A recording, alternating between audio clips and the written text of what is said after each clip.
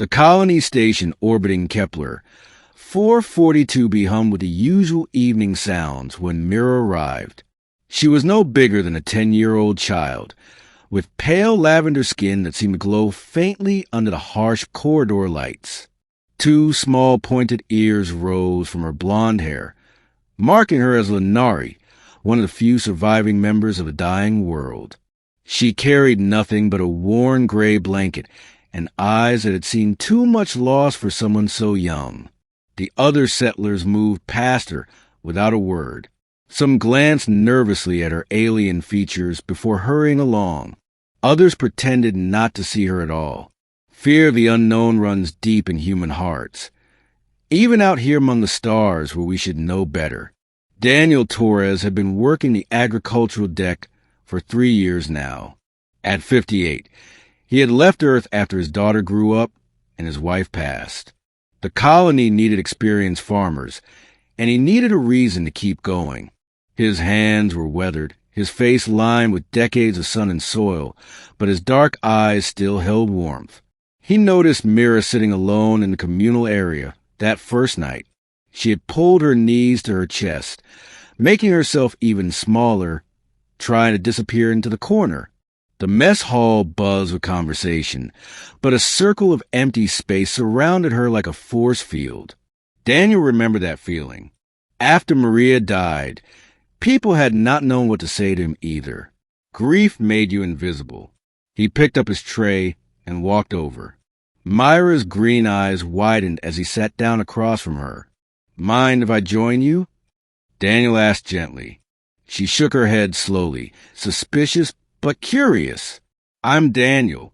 Just finished the evening shift in hydroponics. Tomatoes are coming in nice this season." He spoke easily, as if sitting with a frightened alien child was the most natural thing in the world. "You just arrived on a transport?" Mira nodded. Her voice came out barely above a whisper. "Yes, they said I could stay here. Work when I'm older." "That's good. This place needs all kind of people." He took a bite of his meal. "You eaten yet?" She glanced at the food stations across the room. "I do not know what is safe for me." Daniel stood up. "Let's figure out together." Over the following weeks, an unlikely friendship grew. Daniel learned that Myra's homeworld had been consumed by its dying star. Her parents had put her on the last evacuation ship, sacrificing their own seats. She was alone in a universe that suddenly felt much colder and stranger. He also learned she was brilliant with plants. Despite her trauma, or perhaps because of it, she found peace in growing things. She would spend hours in the hydroponics bay, her small fingers coaxing life from seeds with a patience that surprised the other workers. The colony administrator, Chun, approached Daniel one afternoon. "Torres, I need to talk to you about the Lenari girl." Daniel wiped soil from his hands. "What about her?" "Some of the settlers are uncomfortable. They think she should be in the youth quarters, not spending so much time with a single adult male." Chun looked apologetic. "You understand the optics." Daniel felt old anger rise in his chest. "What I understand is that child has lost everything. She needs stability, not more rejection." "I'm not saying you're doing anything wrong," Chin said carefully, "but people talk." "Then let them talk," Daniel said firmly.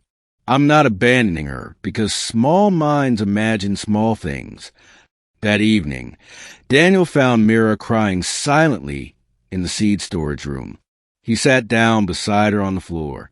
"I heard what people say about you," she whispered, "that you are strange for being kind to me. I can stay away if it helps you." Daniel felt his heart break a little. "Mira, look at me." She raised her tear-stained face. "When I was younger, I thought I understood what mattered in life. It took me 50 years and losing the person I loved most to learn the truth. What matters is not what strangers think. What matters is showing up for people who need you. You remind me of my daughter when she was small, not in how you look, but in how much courage it takes to keep going when the world feels impossible." Mira was quiet for a long moment. I have nightmares. About the fire in the sky. About my parents' faces as the ship left. Where have you been sleeping? The youth quarters. But the others do not talk to me. At night, the darkness feels too big. Daniel made a decision. The regulations say I can't formally foster you without months of paperwork. But there's nothing in the rules against friendship. My quarters have a spare bunk. If you want, you can sleep beside me. I mean, in the same room, so the dark is not so big. Her eyes went wide. You would do that? I already did worse things than break housing regulations, he said with a small smile. I once grew unauthorized cilantro, nearly caused an intergalactic incident. She laughed, a sound he had not heard from her before. It sounded like hope. The whispers grew louder when Mira moved into Daniel's quarters, but he faced him with quiet dignity. He kept his door open during the day, invited other settlers to see the small but appropriate setup. Most importantly, he treated Mira with the same grandfatherly kindness he would have shown any child who needed help. Slowly, others began to see what Daniel saw. Not an alien to fear, but a young person trying to heal. Some started greeting her in the corridors. A few asked about her plant knowledge. The circle of empty space around her began to shrink. One night, 6 months after her arrival, Mira woke screaming from a nightmare.